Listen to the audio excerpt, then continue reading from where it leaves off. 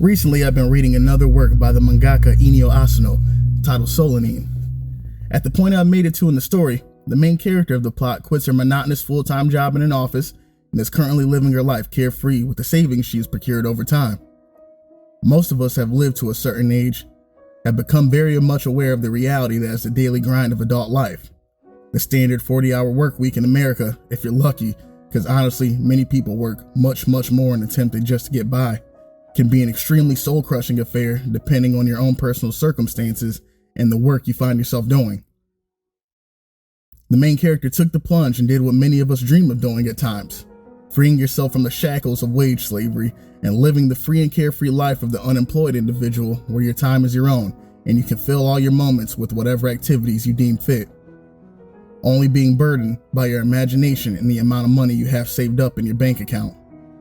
Now, the story could have continued with this trope and showed our main character living a life of carefree bliss due to no longer having a job, but Asano takes another approach that I am extremely thankful for and does what he seems to do best: give us a sobering dose of reality. After around a week of living the life of an unemployed vagabond, a stark realization begins to set in for our heroine. She is bored to the absolute death of it. She begins to realize that all the things she had daydreamed about while being stuck in her office chair at work only serve as distractions for a short while. And then once the novelty of all this wears over, she is back to her baseline and has to go find something else to keep her amused to avoid being bored and alone with her own thoughts. She begins to see that freedom may be a much more overrated concept than what it is made out to be. Asano's meditation on this subject may seem deeply depressing at first glance, but when analyzed, I think that's extremely honest and gets to the heart of one of many of the issues plaguing the human condition. In reality, I do not believe that most people truly want freedom in the traditional sense. This is not to say I think most individuals want to be subjugated, oppressed, or mistreated either, but I do think our desires tend to be much more complex than what we let on or verbalize most of the time. Let's look at what it means to be truly free for a second. In my head, when I hear the word freedom, I think of someone or something that is relatively transient. They have the ability to go anywhere at any time and do pretty well anything they want without being burdened by obligation or expectation. They don't have to worry about working because they already either have a significant amount of money saved up or they have reached a point where they no longer care about finances and have decided to live life on the terms that this would require. They have no obligations to any person or anything. They have no responsibilities and nothing to stop them or push them into making any certain decision one way or another. As I ran through this definition of freedom, I began to realize how lonely and unique a path through life that this truly is. I think that there are people in the world whom are cut out for this and may truly desire to live this way, but the reality is that most of us would feel stressed and isolated beyond measure living an existence like this. A far cry from the romanticized ideal of freedom that is often discussed. I think a much more accurate depiction of our predicament as human beings is that we are creatures who want to be able to choose our shackles, not necessarily live a life where we have none. Working in mental health, I have met many people whom would be considered as having an ideal life by some. They have no partner, no children, a fixed income because many of the people I met with receive Social Security payments from the government. They have no job, and they literally wake up every day with the ability to fill that day with whatever activities or hobbies they see fit. But the reality of the matter is that the reason I was seeing these individuals is because they were mentally ill. They were suffering from severe depression or anxiety disorders, and they often felt worthless or outcast from society despite living a life devoid of responsibility. This is the reason Solanine hit me so hard. The picture of the sobering reality of a life with no responsibility created by Asano is the same one I saw nearly every day in my own career. This observation has led me to the above-mentioned conclusion that we as humans, in order to function in a way conducive to our own mental health and emotional needs, need to assume responsibility in some sense. We need something to shackle ourselves to in order to make our existence worthwhile.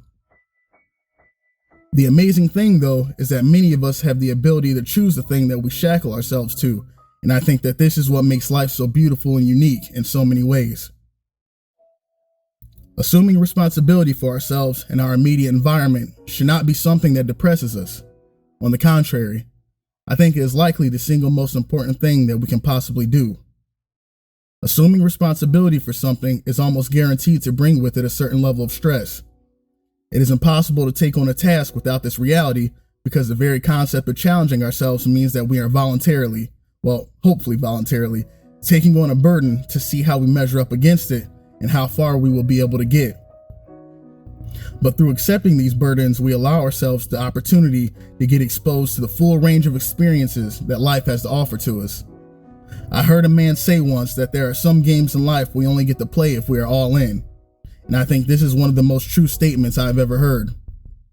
While a life of freedom and lack of responsibility may be easier in many senses, in order to live this way, we must give up the depth and range of experiences that I think make life worth living in the first place.